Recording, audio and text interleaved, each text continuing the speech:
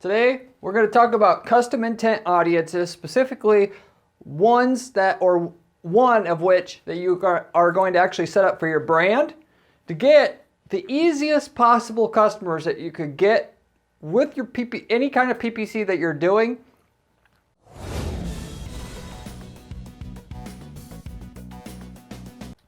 Respectively, that are already not just going to buy from you anyway. And so what I'm going to explain to you in this video is why you'd want to do that, specifically why you'd want to do it first before anything else. And if you haven't done this, you need to start doing this immediately before you try anything else.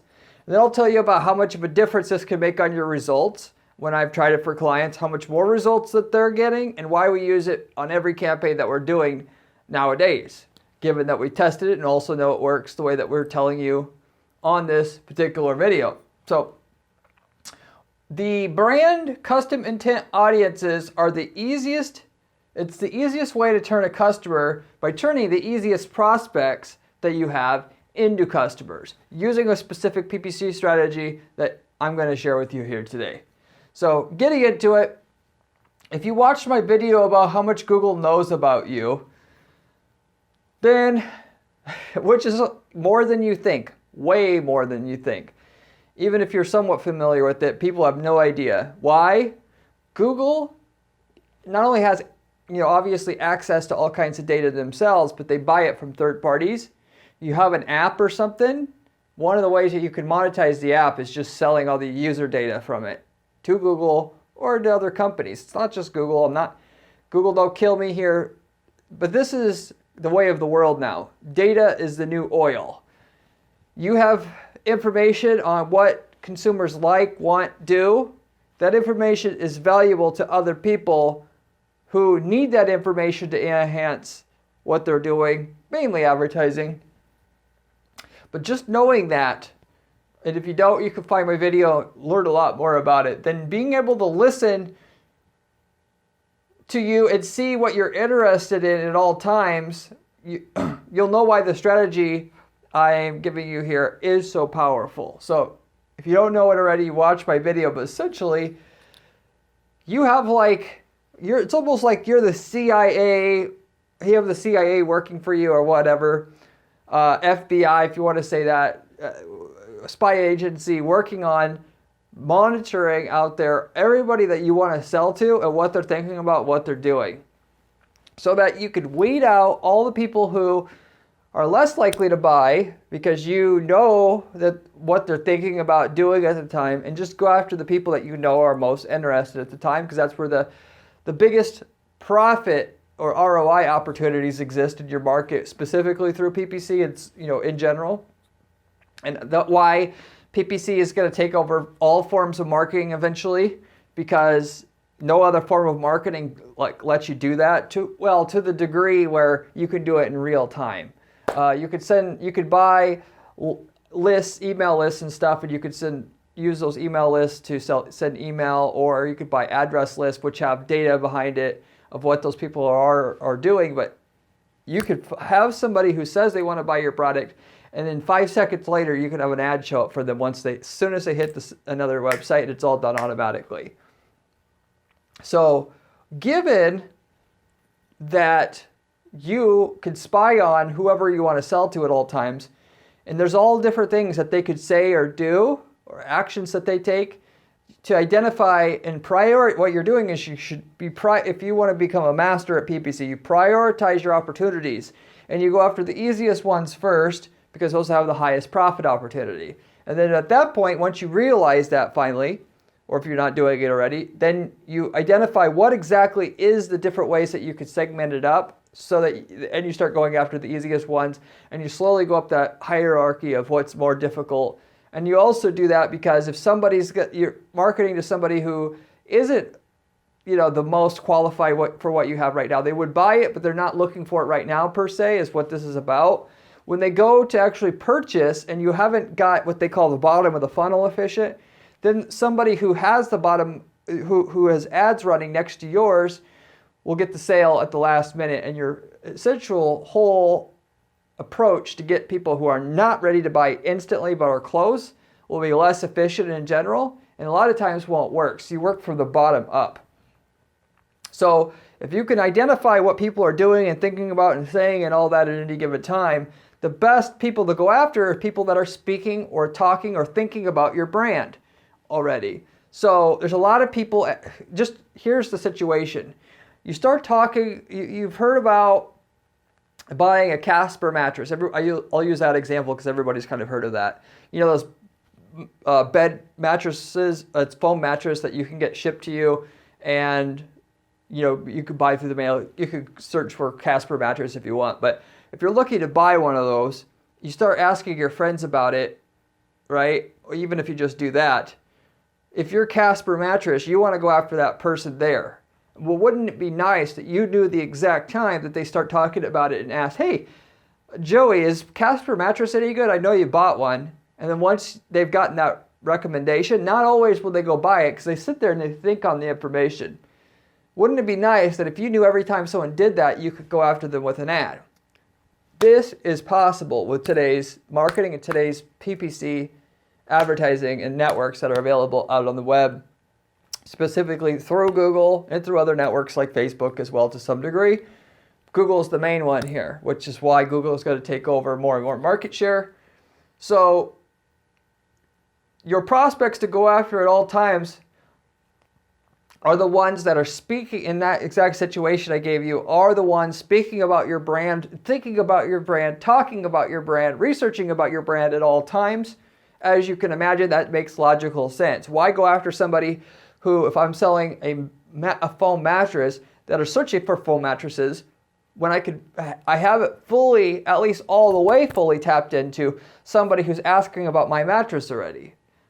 If I just give them a little bit of a more nudge, instead of the person who asked for a referral through their friend or their network and going ahead and buying 20% of the time, they'll buy it 50% of the time if we supplemented advertising with that recommendation at the exact time that they're asking for it, or specifically within the, immediately after or leading up to the next 30 days where it would be most critical. And you'll find that if you have, doesn't matter what kind of advertising it is, if you get a referral, your referral rate, which turns into a sale, won't be the same as if you have advertising matched with it for general aware. It provides a synergistic effect. So if you didn't know that, that's absolutely true.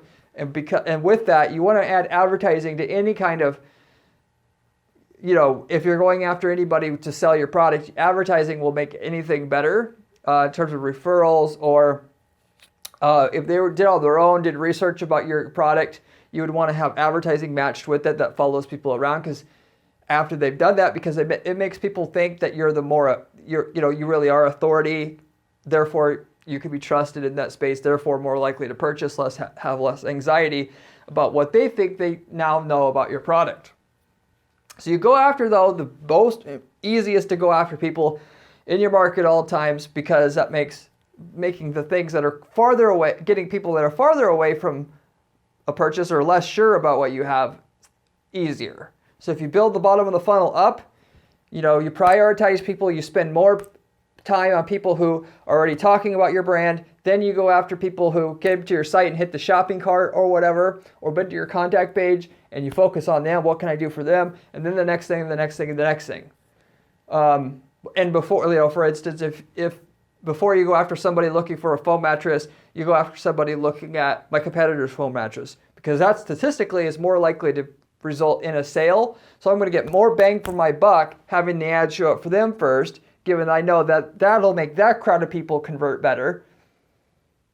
And why would I not just go after that opportunity? It's more profitable first to do. I'm going to do it first anyway. But then not only that, when I do go after people searching for foam mattress, whatever, as they come back a month, 2 months, 3 months later, because a lot of people delay their purchases, they don't come straight to your site and purchase like people think they should do or do. Then when they remember you, and nobody can pick them off as easily because you stayed with them the whole time, and they can easily find you again later on, which is what all the other bottom of the funnel stuff does for you. And if you don't have it, it'll be much, much harder to get the other top of the funnel stuff to work. I can guarantee you that. So anyway, though, with all that said, just the top of the funnel stuff being easier if you do the bottom of the funnel stuff, like going after people already thinking about your brand, talking about your brand, whatever that we're covering here in this video, why make your job harder than it has to be? If your job is to get more sales today using as little money as possible, why not go after the stuff that's going to get you the instant results more so than anything else? It's just going after the people who's already talking about your brand, thinking about your brand. Okay, so with all that said, custom intent audiences basically are the way to do that. There's a way to go after people who are already searching for your brand recently. There's a way to go after people who said something that included your brand keywords in it recently, physically, verbally. That's done through, so the first one, by the way, is just through Google's data, because they have Google search engine, so they know what people search for. They know when people have searched for your brand, let's say the last 30 days. So they keep that on file. People don't realize that, but every action that Google users take on Google.com gets stored in a database somewhere, and you can pull from that data set like it's your own when you're an advertiser through Google Ads and the display network that they have. If someone said something recently that included your brand keywords in it, assuming that it's distinctive enough to where you know if you don't have a brand name that's the same thing as a word that most commonly used where the water gets muddied, but you got the Google Home product, which again, don't attack me, Google, but there's audio products, smart devices for the home that can pick up what people are saying. You have that, and respectively, smartphones are in everybody's pocket. And then so the apps on the phone can pick up what you're saying if you give access to the microphone, which the data, if it's not Google's app, another company that has an app that has that can now sell data to Google. And then they now have that data about what you've been saying verbally the last 30 days added to the database of what individual users are doing at any given time. And if you just to give you a brief understanding without having to go back and watch my video about how all this stuff works, if you sign up for an app with an email address, and then they have access to your microphone and you say something about one particular brand, and then later sell that data to Google, Google looks up their database of their own Gmail users and the email address you use for that, and if the email addresses match up, now they know what you've said, if that makes sense. If you could go after people who've read an article recently about what you said. Maybe it's a third-party review. Maybe it's a video on YouTube or something. So on YouTube, it's easy because Google owns YouTube, so they know exactly if they've been watching any videos about your brand, reviews, or whatnot. And as far as articles, Google has Google Analytics on pretty much every website. They have Google AdSense on pretty much every website. So if they see any or read any articles about your brand, you could tap into people, and you'll know people are thinking about your brand in real time that way. It could be from you can get people who have typed something about your brand recently. For instance, if you ever wonder why the whole saying, if you want to know why something's free, you are the product. And that's 100% true. It's the most relevant in the data space and advertising space. So on Skype, Microsoft owns Skype, but just do some tests. I've done this before. Type some stuff, and then later on see what kind of display ads get shown up for you once you are done with that. Stuff that you never would talk about, but just start talking about it, like write paragraphs and paragraphs about this one particular sub-niche topic. And then something that in which the advertising is really, really competitive too, like industrial, refrigeration systems or restaurant, kitchen supplies for restaurants, the restaurant industry, something like that. And then just watch what ads pop up. Microsoft has it free because the data is so valuable that they're picking up about your intimate thoughts about what you're saying to your friends that way.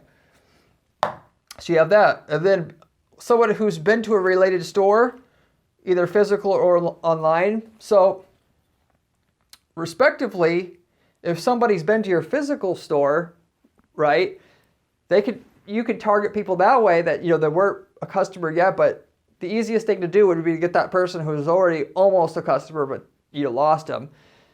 When people have the phone in their pocket and they go into your store, if they're signed into Google, they know that they've been at your store now. And with Google My Business, they know where your address is located. So now you see how they can put 2 to 2 together there.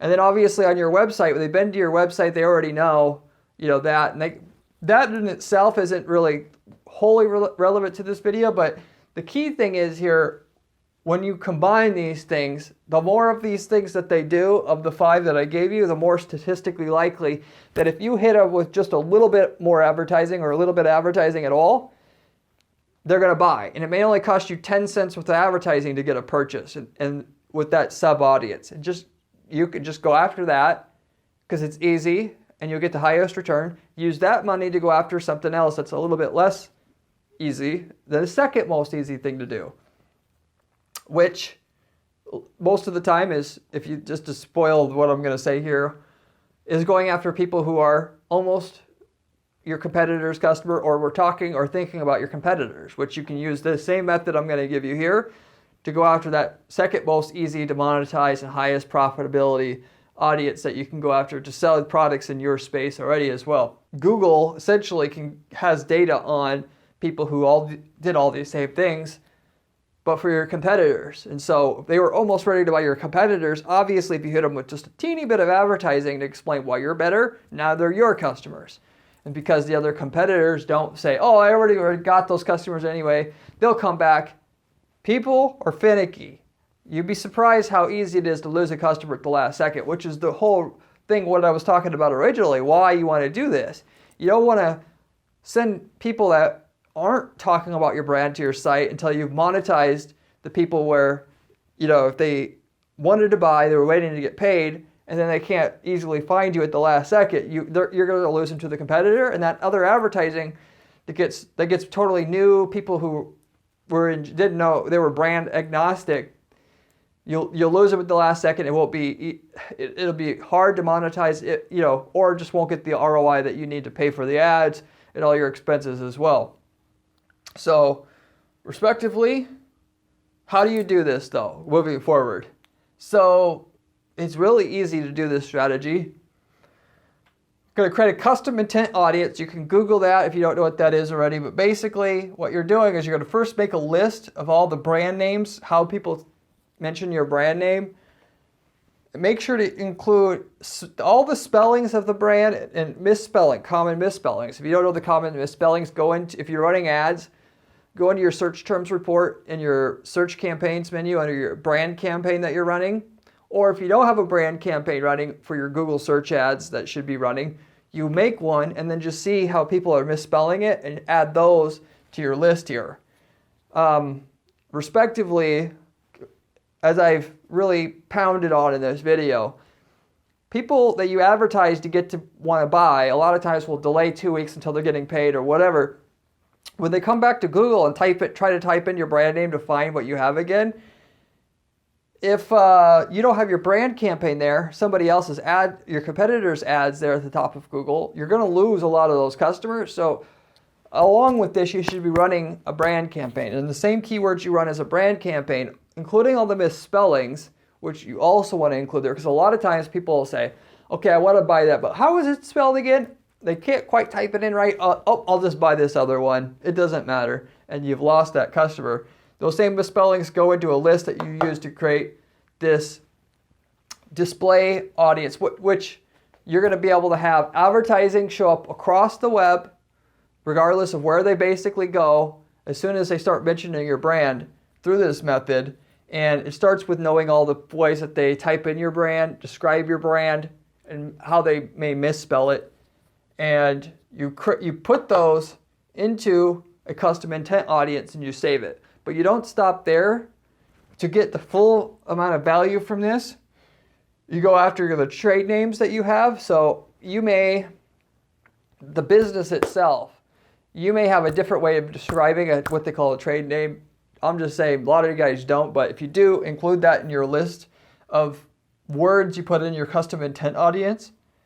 Next, you have your legal name. So if you have, Joe's Mattresses LLC, include that, because if ultimately, not obviously is it common people mention your legal name, but if they do, why not include them at our list? Then the last one is all the product and service names you have. So if you have a product, what are all the individual names of the products? Okay, include that in your custom intent audience here. Same thing with if you have a service, all the actual signature name of the services. So you can get people whether they mention your company or they mention your product name or service name individually, so you can hit them with these ads. Ultimately, once you've done that, you save it, and then you create some banner ads, and you say why your product or service is the best. Whether it's you have the best reviews, what is your different unique proposition that you offer to your market? And if they say or type or do anything related to your brand, you'll have a banner ad show up basically on any other website on the web that they go to, excluding like Twitter, Facebook and stuff. If you see banner ads on a different, like a blog, a forum, a news article, you can generally get on those sites, not always, but like 90% of the time you can get on those sites through Google Display Network, which Google Display Network, you're going to set up a display campaign. You're going to use this custom intent audience you're setting up here as your targeting, your sole targeting. So if they mention or say or do anything about your brand, you could have a preset amount of ads that show up immediately after, okay, and in which basically until they stop talking or say anything about your brand, if they keep talking about it, the ads will keep showing up.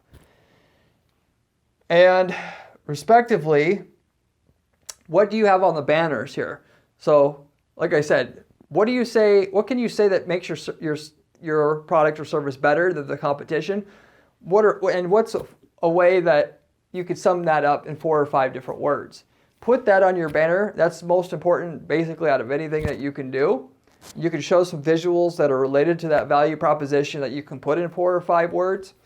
And that's what's going to get somebody who's kind of on the fence, that are thinking about buying from you, to buy from you. Assuming that your unique value proposition is one that a lot of people see value in. And obviously, if you're in a market and you don't have a good value proposition, well, you should probably be in some other market anyway, sorry. But that's the best thing to hit somebody who's teetering on the edge.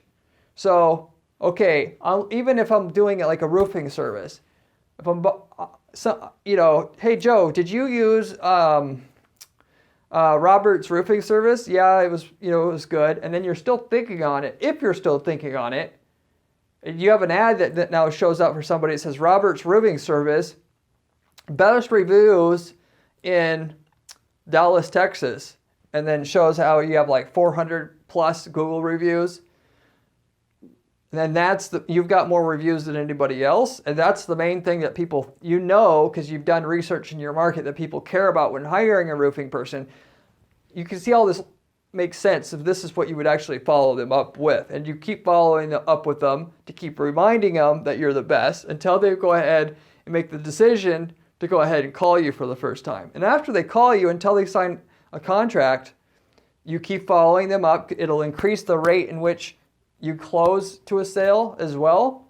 But a lot of times people don't, the main thing is it'll add value to the consumer in that they may not know what you told them, but more importantly here is the reason why adding the advertising with so when somebody's already talking about your brand but hasn't purchased yet, it gets people to trust you more. People automatically think that if you're able to advertise a lot, essentially, that you are the top person in your niche. And if you're the top person in your niche, if they want quality, they're automatically going through you now. If you're the cheapest, your ads can say you're the cheapest, and at least they'll know that you're the cheapest, and they'll know you're cheapest. And now you're also able to be trusted because you advertise a lot. So regardless of what your position is in your market, this will help you get more people who are on the fence to buy from you. And if they're not buying from you right away, as soon as they ask their friend or whatnot, or start doing a little bit of research on you, the reason is because they're not quite sure. They don't trust themselves completely that they're making the right decision yet. And so if you keep following up with them, what they're going to say to themselves, whether they're actively, thinking this way or not, is, I know I got to get my roof repaired. I know I got to pick the right person. I know John said that he used them and they're good, but maybe I ought to do a little bit more research. And if you keep hitting up with the ad saying you're the best reviewed, or if you're the cheapest, you could say we're the cheapest, plus we're also got good reviews. You're making it easier and easier for that person to say, okay, I feel comfortable. I don't need to do any more research. I'm just going to buy from this company now. Whereas before, they would have felt like they had to do more research to feel comfortable about making their decision they're making. Because you're repeating the message over and over again, they think it's more and more truth all the time. There's a saying that Hitler had, if you tell a big enough lie, you tell it enough times, it becomes true. This is why you see the political stuff the way that it is. They just have these signs everywhere, and they just keep repeating the message. Because you repeat it enough times, they're going to believe it, whether they started out believing it or not. So that's what you're enforcing and doing with these ads that are going to follow people around. As soon as they start talking about your brand or researching it at all, as soon as they start doing that, and to get more of the, and ultimately, I don't have exact numbers here, but if you know, because it's hard to obviously monitor this, but when we have other remarketing ads that follow people around, so if we a roofing company and we only target people looking for a roof right now, whatever numbers we get from that traffic that pulls people in, as soon as we run remarketing, we'll double the amount of people who initially click to the site who become a customer. If you do good remarketing that adds value to the user, why you should buy, why you should trust us, and have several ads rotating out, testimonials, reviews, so on and so forth. So respectively, this should be at least double the rate in which the people who were investigating your brand to actually follow through and buy from you.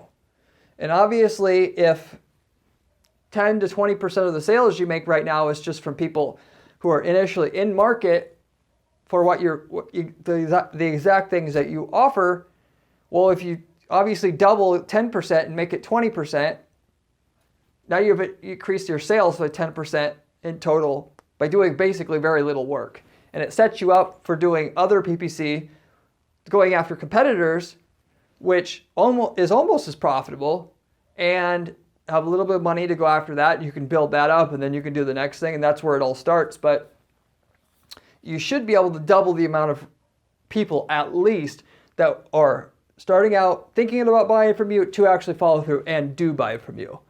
Okay? And respectively, you get that set up, then you're going to do the same exact thing I told you here for your own brand. Set one custom intent audience up for every individual direct competitor that you have.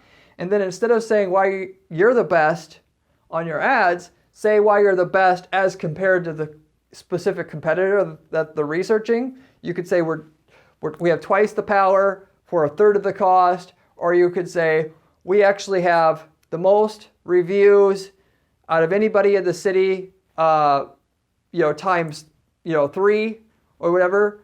And then, other top competitors, these are what reviews they have. They only have 49, 29, whatever. That's one good way to do it. So you're educating the consumer why that competitor you're looking at isn't actually the best route, your option. And then you repeat it and it becomes truth, like I said. So that's extremely profitable all in itself as well. And in terms of display advertising, most people can't get display advertising to work in their space. This is one way to get display advertising to work in your space every time. Because obviously, somebody who's already researching you, they're 3/4 of the way there already in terms of what they need to initially become aware enough to actually be in market to buy. And if they're looking for a competitor, the same thing. You just got to give them one little fact that just gives them a little bit more information to explain why you should be looking at your brand. And then now they're starting to look at your brand. You got your foot in the door with them. You repeat the message over again. Now you've got them as a customer. So anyway, a lot of people, when they do display advertising, they skip over this brand. They don't create a brand custom intent audience. And that's the most profitable thing that you can do as far as display advertising out there. You should do that. You should set up a brand search campaign for yourself. And if you want to go further, start going after the competitor display ads, because basically whether it's the brand or the competitor display, targeted display ads, by the way, it costs literally a penny to have your ad show up for somebody one time. And these are so valuable of subsegment of an audience to target. The ROI is 10x plus when you do this stuff for yourself. So what, you do it, I don't care what company it is, you do this. And respectively, you run your search campaigns on Google. So if they are coming back to buy from you and they can't remember how they spell your brand name or can't remember what it is, you're more easily found. Even though it costs a little bit of money to do that, you'll get more out of the initial top, where you're dropping customers in from the top of the funnel that way, a better return from that, which is exactly why you do it specifically. And then when somebody is searching on Google for a competitor, you also, for every competitor they search for, you have an ad that mentions what was on your banner ad that shows up for people who are searching for individual competitors, why you should buy your product or service versus the competitors. And that same message gets done in the search campaign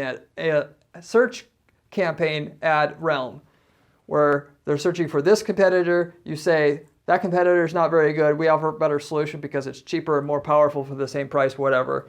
And you do the same thing there. So in 90% of markets, competitors and going after the brand people are the most profitable avenues to go at before you do anything else. And a lot of people skip this. But I know the videos about brand custom intent. This is what they would go through first, because unlike the search campaigns for brand, if they're actively looking for your brand name, you can get people. But when you do the custom intent brand, this can get people who are not searching for your brand yet anyway, and gets more people that are in market for your brand to buy. In other words, there's, let's say, 50 times as many people who have searched for something about your brand or heard something about your brand or asked something about your brand than people actively searching for your brand on Google that wants to come to your site right now. So in terms of being able to convince somebody who's really on the edge, the best possible opportunities in your market, which are people that are half sold on your brand already, the custom intent audiences will bring in tons more traffic that are tons more additional sales revenue to your brand overall than having your brand keywords and having a brand search campaign going for yourself on Google, even though you still do that too, because it's still profitable. And like I said, with that, it's about getting top of the funnel traffic to convert well as it comes back to make their purchase later on down the line when they get paid, whatnot. So anyway, that's the whole thing in a nutshell. What a brand custom intent audiences are, why they work, how to do it. If you like this video, I have a ton of other videos on this channel about other PPC money-making strategies. If you want to make a ton of money at PPC, you should definitely watch some of my other videos. I have a blog at guaranteedppc.com/blog with step-by-step instructions on how to build campaigns the way that I build them for our clients to guarantee their results. You may like information along those lines. With all that said, if you have any questions about this, leave me a comment down below. I get back to every single person who leaves me a comment on this channel within a day or two. But apart from that, I hope you enjoyed, and I do hope to see you on my next video about another great PPC strategy that comes out in another day or two. See you there.